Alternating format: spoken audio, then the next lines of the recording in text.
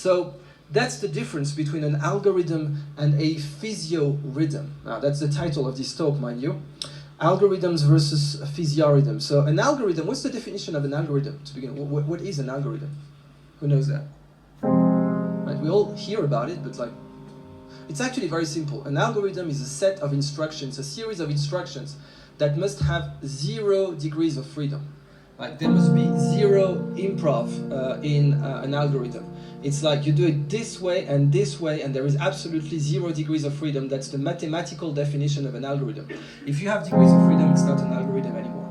Now, a physiorhythm is the opposite. It's something, a series of instructions that's performed by a living thing. Physios in Greek means living, alive. So a series of instructions that is performed by a living thing, like fetching the newspaper for a dog. That's a series of instructions that actually the dog has a lot of degrees of freedom to execute. And for human beings, it's the same. So the recipe for pancakes is a physiorhythm. That's why you can't still program a computer to do it, because like, how do you give the degrees of freedom? How do you define how you break the egg? The angle for breaking the egg on the bowl. If it's mayonnaise, how do you define how you separate the yolk from the white and this and that? So the degrees of freedom are too numerous, and that is why we still can't really program robots to do that. But the best guys to do it, I told you, an AI is just as good as its trainer. Now the best trainers for AIs, it turns out, are professional video game players.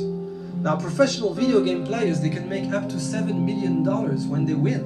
And this is like a competition in South Korea. I think it's League of Legends. And these guys make $7 million.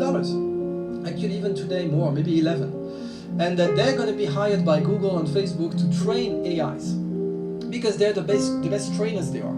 So AI started with tic-tac-toe. On oscilloscopes, John von Neumann started AI on tic-tac-toe, and then you had chess. Chess is way more complex than tic-tac-toe. If you counted all the number of possible plausible chess games, it would be, it's a so-called Shannon number, and it's 10 to the 120. So it's 1 followed by 120 zeros. That's a lot. But still, computers beat humans. I mean, IBM beat Garry Kasparov in the 90s, and since then, no human being can beat the best machines anymore. Then you had the game of Go, and the game of Go is way more complex. It's a 10 to the 800, which is way more. But still, machines beat humans. And now, the next generation will be video games. So far, I say so far, it's starting to, like, it's beginning. But so far, machines cannot beat, most of the time, the best human plays. Because video games are actually way more mathematically complex than the game of Go or than the game of chess.